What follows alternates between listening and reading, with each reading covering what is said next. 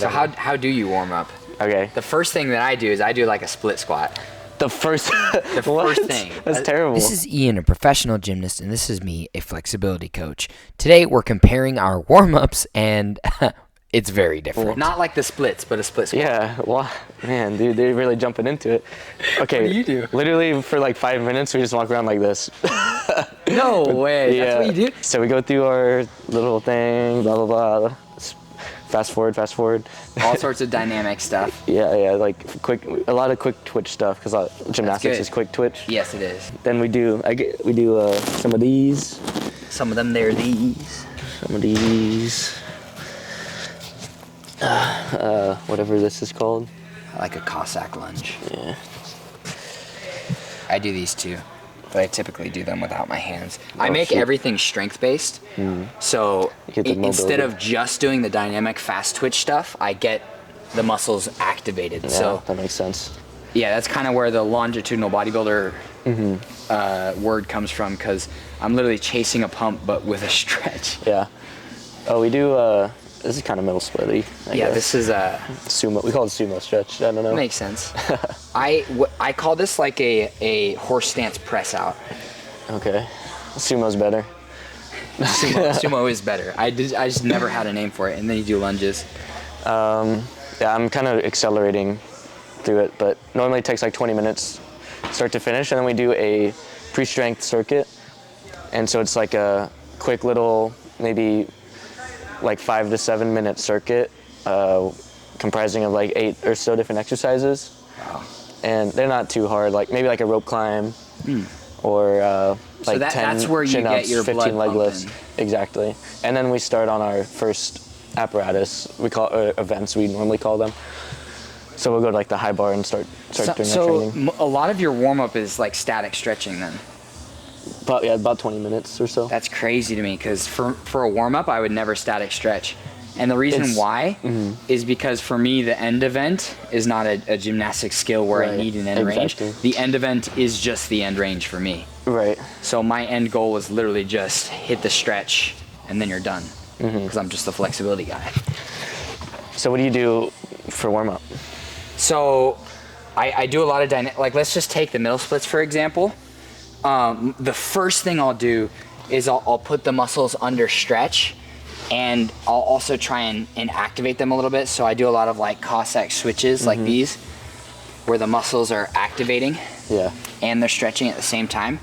I almost want to generate a bit of fatigue in there. Got it. That looks really hard. I don't think I could do that. It is pretty hard. The lower your pelvis is, the harder it is as well. Damn. Yeah, and you can get pretty sore doing this as well. Yeah, this is I bet. like a main stretch for a lot of people. I also have weak legs. And then what I'll do, before moving on to like the hamstrings and the adductors, I'll just go more directly into the hip joint with like a butterfly stretch.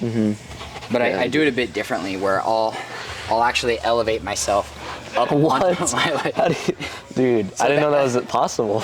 Yeah, because nobody really thinks of this How stuff. do you do that? But it's because most people are all the way out here. Yeah. Which is great. That's a good stretch for your like external rotators and your adductors and whatnot. Yeah. But if you can get it all the way in here and with your knees all the way down, which for me isn't even a stretch anymore. Dude. I think they call it a Taylor pose. The next level for this for me is to get my torso closer to the floor. Right. But once you can do that, like there's nowhere else to go once you can go down there. So you might as well There's nowhere else but up. anteriorly tilt your pelvis so that your whole body, basically the ghost of me is down here, but I'm doing the Dude, that's crazy. tilt. And it's a much That deeper looks stretch. like a monk pose, like you're gonna be I know, right? I don't Like know, levitating. something. Let me try. So yeah, Dude, I'll do I that might need a spot. where I'm bringing my knees all the way down as well. So there's a bit of muscle activation, not much, but that's typically just for like the hip joint itself. Alright, this is how much I got. There you go. Dude, yeah, my hips. It's crazy. Yeah, it's crazy though that you do a middle split more effortlessly than I do. Yeah. 'Cause for me, this is the warm up that gets me the middle. The middle split's the end event for me. So like if you warmed up the way I did, you probably would be able to go into slightly over splits, which is something that I cannot do yet. What I'll get about there not even eventually. like left or side split? I never tried it. Let's try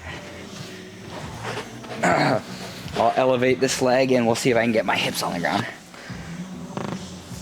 Oh, easy. I've never done that before. You're hustling me. You've definitely done that before. That was my weaker split side. By the way. What?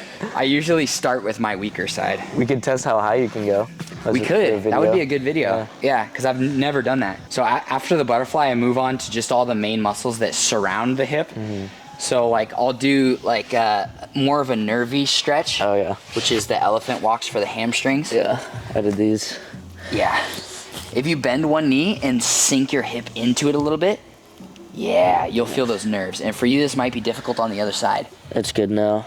But yeah, like nerve flossing, they would call it. It's exactly what that is, yeah. So this is it's a nerve floss. That's if your injury is reabsorbed, this is something you should focus on. Yeah. It'll let your nervous system relax and give you a little bit more access to your real range of motion there. So after that, then I would move on to which actually at the beginning of it, I always, like I said, I start with the split squats. So the hip flexors are taken care of, the adductors are taken care of, the hamstrings, and then the hips. So there's nothing left to do but to test my middle split now. Right. And if I can't quite get it, then I'll do some like, yeah. So that's my middle split. I'll join you. How's your toe point? Looks crazy. That's okay.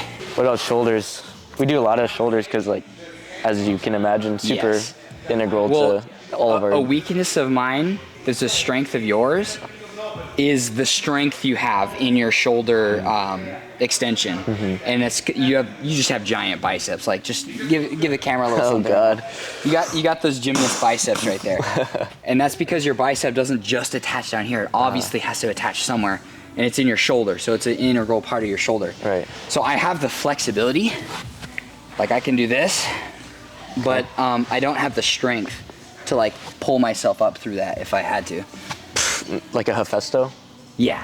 That's impossible. I tried one for a video. It's like, I don't know if I do either, because that is impossible. I have a feeling you would be able to do more than you would think. I've tried it. Is it actually impossible? Really? I don't understand. That's interesting. I mean, maybe I don't know the technique, so like it could be that true. I just did the wrong technique, but to start from skin the cat and go up to support, impossible. But yeah, for shoulders, I just do dynamic stuff where I'll focus on the chest. That's mostly what we do. And then I'll try and hit those lats a little bit, kind of like how you're doing. This is actually a good, I've never done this one, but I saw you do it and I like this one. Yeah, I like that one. That hits the lat really nice. Yeah. And we do like these, like little circles, and trying to get these weird sticky ranges. That's great. Instead of doing that, what I'll do is I'll have like an elevated surface, but I don't have one right now. But I'll do just body weight dips. You can put your hands on me. I'll do this or something. There you go. So I'll literally put my hands like on a ledge and I'll just do body weight dips with a super deep range of motion. So I get that huge stretch in the front of the shoulder. Yeah, that would be nice. Your turn. Here you go. Body weight dips. All right. So just put your legs out further in front of you. The straighter they are, the harder it'll be. Oh, this is already really hard. Yeah, and then do it dynamic, so a dip. Yeah, there you go. All right. Oh. So that's what I do to stretch the front of my shoulders. Oh, I'm out of shape.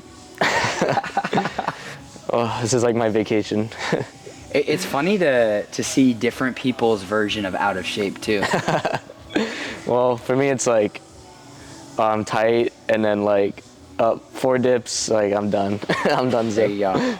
So already right now, I would consider myself fully warmed up. All right, I feel pretty good. Yeah.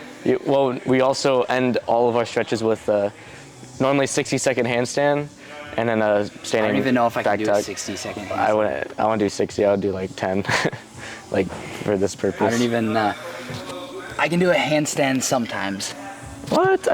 You do it all the time in your videos. Yeah, but like I have to like shuffle around and that's balance. Fine. Yeah, it's all on your fingers. Nice. That's the best handstand I've done in a while. Dude, effortless. What the hell? Well, this is like all we do. All we've been doing since we were like 4. That's another factor. I haven't done any of this as a childhood. I learned everything I do now as an adult. It's so impressive.